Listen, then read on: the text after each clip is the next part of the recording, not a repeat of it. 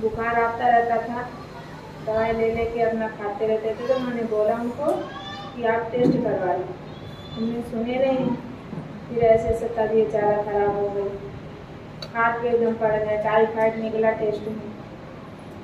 फिर उसकी दवाई मैं करती रही, दवाई से आराम ही नहीं आ रहा। फिर मेरी बहन ये प्रभु जी के भवन में आप जाती हैं, तो वो मेरे को बताएं कि बहन दवाई नहीं काट कर लिए दो, ऐसे जो है कि अगल बगल अपने पूछो कि इस भवन में कोई जा रहा है आपके बगल में। तो मैं कही कि नहीं, मुझे नहीं पता है बहन ये सब के बारे में। तो उन्होंने बोला कि किसी और से देख लो, पता कर लो, अगर कोई जाता होगा तो यीशु मसीह के भवन में आप लेके जाओ।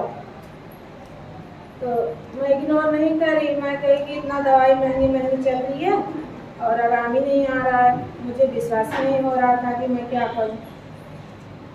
फिर उसके बाद में सोनिया बहन सामने बैठी हैं, इनके पास में अपने आप मेरा आत्मा जैसे भटकता रहता था, मैं क्या करूं, कहाँ से ठीक करूं अपने आप को।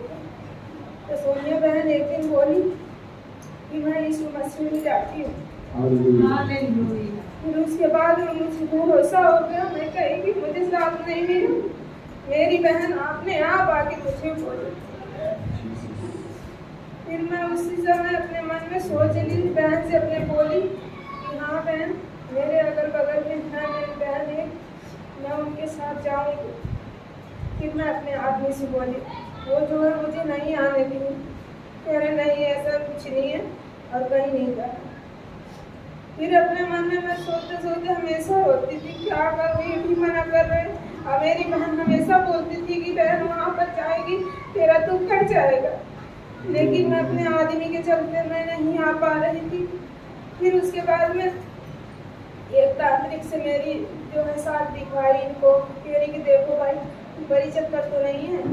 फिर जो है कि उन्होंने देखा तो जो है कि कह रहे कि हाँ वो बड़ी चक्कर है। उन्होंने अपना जो करना था ताबी जो भी बना के दिए, उससे कुछ फायदा मुझे नहीं मिला। फिर ये भैया सोनिया बहन जो है भैया को बुलाई थी प्रार्थना के लिए अपने घर में। फिर मेरी बहन के फिर मैं सो के सोचती रहती ये वाली बात अपने बहन वाली कि मेरी दीदी ऐसे बोल रही है, मैं वहीं पर ही जाऊँ, वहीं पर ही मुझे आराम मिलेगा, अपने मन में सोचती रहती। फिर जो है भैया आए सोनिया दीदी के घर। फिर वहाँ जो है कि ऑटोमेटिक मेरा आत्मा जैसे कि उद्घोल से सुनी, मैं कह रही किसके घर में और कीर्तन हो रहा है। फिर मैं बाहर निकली तो देखी सोनिया बहन के घर में हो रहा है।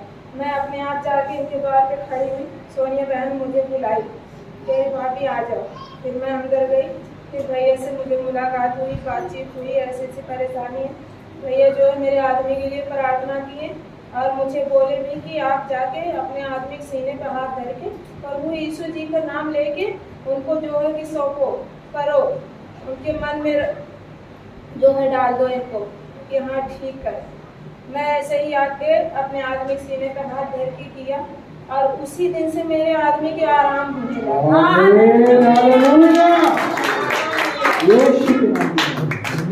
तब मेरे आदमी मुझे आने नहीं दे रहे थे।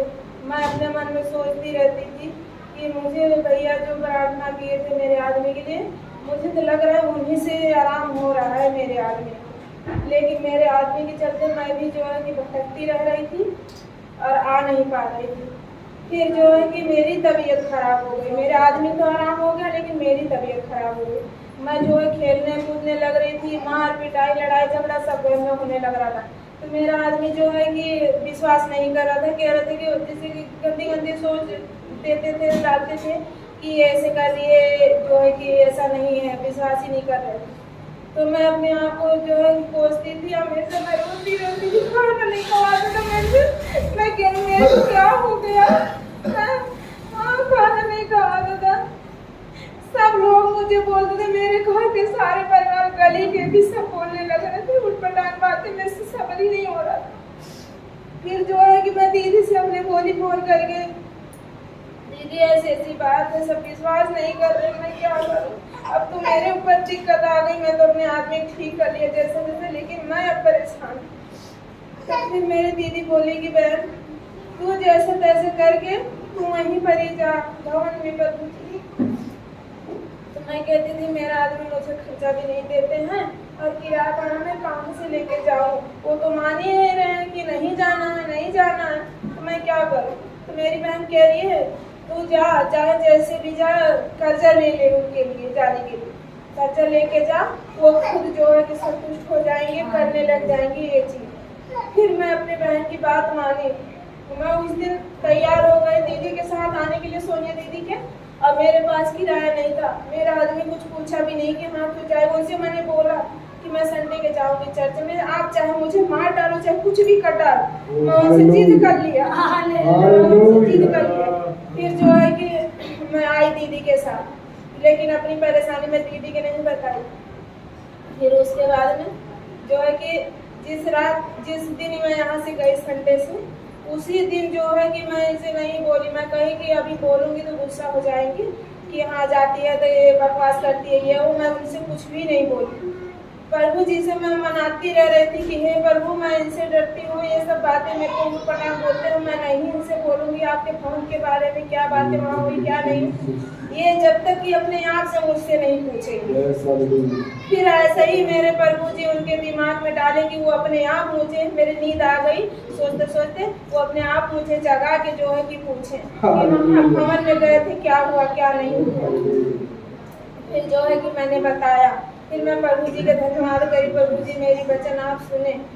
फिर उसके बाद में कह रहे कि मैं संडे के चलूँगा, अपने आप बोले कि मैं संडे के चलूँगा। फिर उसके बाद में जो है मालिक अभी छुट्टी नहीं दे रहा है, लेकिन ये हमेशा बोल रहे हैं कि मैं चलूँगा। अभी छुट्टियाँ नहीं मिल रही है उनको, आएंगे वो। मैं प्रभु जी के बहुत बहुत धन्यवाद करती हूँ कि प्रभु जी मुझे जो है कि एक नई जिंदगी दिया है। मेरी शरीर ऐसे टूट चुकी थी, ऐसे टूट चुकी थी कि मैं अपने बच्चे पालने लायक नहीं थी। इनसे मैंने बोला था कि मेरे से कुछ हो नहीं रहा है, डर से बोला था कि कहीं मुझे कुछ और बोले। मैं डर डर के इनसे बोली थी कि मेरे शरीर में जान नहीं है प्रभु, मैं क्या करूँ, डर डर के बोली थी। तब ये कुछ भी नहीं मुझे बोले थे कि हाँ क्या कहिए क्या नहीं, अपना चुप मार के बैठे हो। लेकिन मैं कह रही हूँ मेरे जिंदगी में जो है कि नई जिंदगी एक मिली है, मैं मर के और जीऊँ इस